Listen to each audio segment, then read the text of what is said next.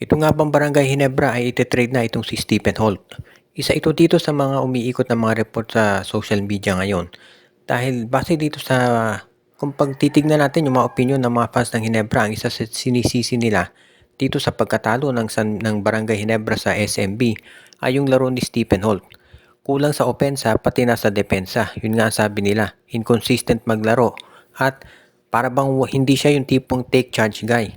Kaya ang nangyari sa Hinebra, umasa na lang at pinilit buhatin ni Scottie Thompson halos mag-isa itong Barangay Hinebra. Tandaan natin itong si Stephen Holt, 6'4 yan. Pero ang sabi nga ng mga fans, bakit hindi tumutulong sa rebounding? Mas malaki pa siya kay Scottie Thompson. Sa scoring, hindi rin reliable dahil dito lumabas yung mga espekulasyon na baka daw ite-trade dito ng Barangay Hinebra para dito kay Alex Stockton o kaya naman kay Christian David ng Blackwater Bossing.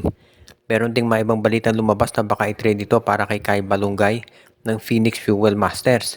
Maraming mga sabihin natin posibleng mangyari dito pero hindi na ako magtataka kung ito nga si Stephen Holt ay i-trade talaga ng Barangay Hinebra dahil medyo naging disappointing yung laro. Ever since nung umalis si Jamie Malonzo, maraming nagsabi na dapat doon lumabas talaga yung galing ni Stephen Holt. Pero ang nangyari, hindi nag-improve yung performance nito at yan ang dahilan kung bakit sa tingin ng karamihan itong si Stephen Holt ay baka i-trade na ng Barangay Hinebra. Kung mangyari nga yan, mukhang ganito talaga ang magiging sitwasyon dito ngayon. Dahil, syempre ang Hinebra very disappointed at kinakailangan nilang kumuha ng mga bagong players. At parang ganyan na nga magiging sitwasyon dito. At kung kukuha ka ng bagong players, kinakailangan meron ka mga trade assets na ibibigay. At itong si Stephen Holt, okay na trade asset yan. Kaya nga wag na tayong magtaka kung sakaling matuloy nga ito at itong si Stephen Holt ay i-trade talaga nitong Barangay Hinebra. Napag-uusapan yung pagkuha ng mga bagong players. Itong San Miguel Beer daw ay gustong kumuha ng isa pang scorer at sigurado na pati si Coach Chot Reyes ng TNT magugulat dito sa plano ng SMB. Lumalabas kasi ngayon pasi dito sa mga reports na ito raw San Miguel Beermen ay interesado na ma-acquire itong si Richie Rivero mula dito sa Phoenix Fuel Masters. Kung hindi nyo pa nababalitaan, umiikot na yung mga reports na ito raw si Richie Rivero at yung iba pang players ng Phoenix ay baka daw malagay na sa trading block. At mukhang interesado raw ang San Miguel na i-trade ito si Wambit Yongson para dito kay Richie Rivero. So, ito si Richie Rivero magiging isa pang shooting guard o point guard ng San Miguel. Dahil ito si Richie Rivero pwede rin namang magbaba ng bola. So, isa to dito sa mga tinitignang options ngayon ng SMB. Kung makukuha nila si Very Rivero, sa tingin ng SMB, mas reliable tong scorer kaysa kay Wambit Yongson at mas mahusay na defender. Kaya baka yan ang dahilan at gusto nila tong makuha. Magiging magandang addition sa lineup ng SMB itong si Richie Rivero kung sakasakali. Kaya nga sa tingin ko, ito talaga yung po pwedeng makatulong dito sa San Miguel Beermen. Hindi naman kinakailangan ni Rivero umiscore ng sobrang daming puntos dito sa San Miguel dahil marami na sila na mga gagawa niyan. So playmaking talaga ang magiging focus ni Rivero dito sa SMB. Kaya nga sa tingin ko, ito yung talagang magiging move na magdadagdag ng tinatawag na lalim dito sa bench ng San Miguel. Kaya talagang hindi na ako magtataka kung ito ipursig mabuti ni Coach Leo Austria. Dahil syempre, kung ikaw naman si Coach Leo, alam mo na kinakailangan mo mag-build up. Dahil si Coach Chot Reyes ng TNT, inamin, ganun ang pinaplano nila talaga.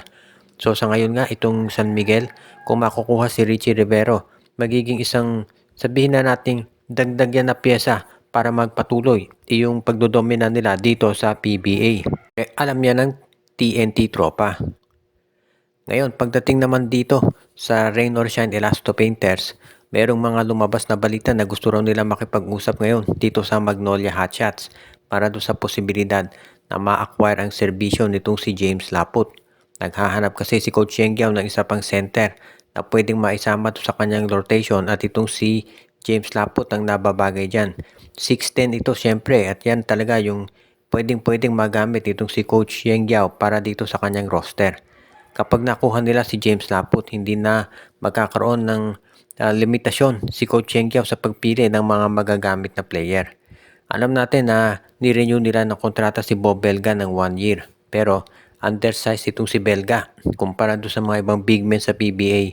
At yan ang dahilan kung bakit sa ngayon nga mukhang itong si Coach Yengyao talaga naghahanap ng iba pang mga players na pwede niyang magamit. Ngayon, kung itong si James Laput mapunta sa kanila, Yan na talaga. Actually, pwedeng maging starting center yan. Nitong si Coach Cheng Jiao.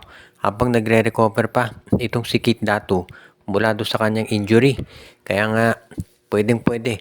James Laput at itong si Luis Villegas. Iyan muna ang magiging center nitong Rain or Shine. Kapag nakarecover na si Kit Datu, meron na siyang triple tower. Luis Villegas, Kit Datu at itong si James Laput. Kaya nga sigurado na lalong magiging matindi itong Rain or Shine at talagang masasabi natin na pwede na sila na maging title contender kung sakali na matuloy ito.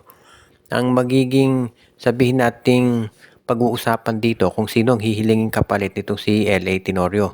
Baka naman ang hilingin nila ay isang first round draft pick o kaya itong si Anton Asisio o Adrian Nocum.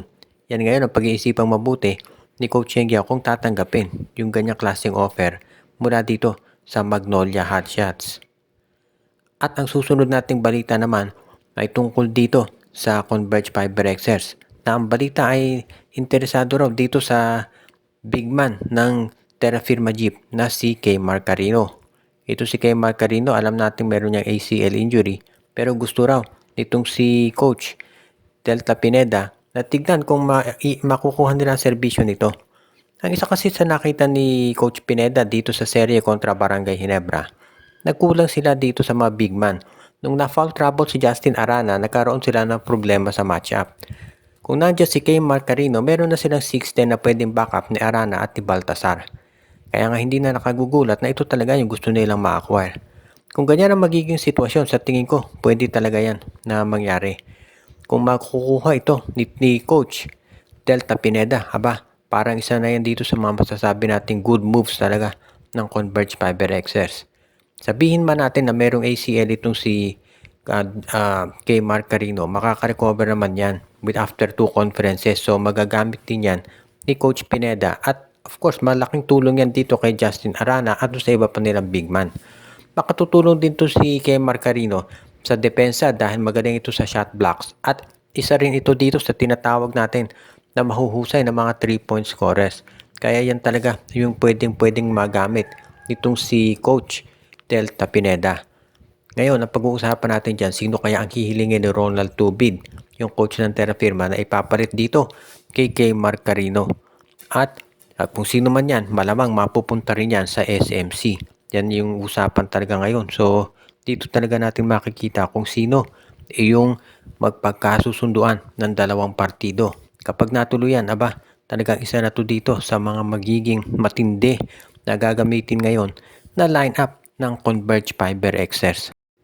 Binabati natin yung ating mga taga-subaybay na sila Joshua Giray, Espejo at Rosales family, si Jonel Alagon, si RG Bueno, binabati din natin si Katsakino Dukusin, si Mod de Guzman, si Malyari Mascareñas, si Anthony Alon, si Michael D, si Ireneo Salangsang, si Dexter Domer, si Edwin Carmona Jr.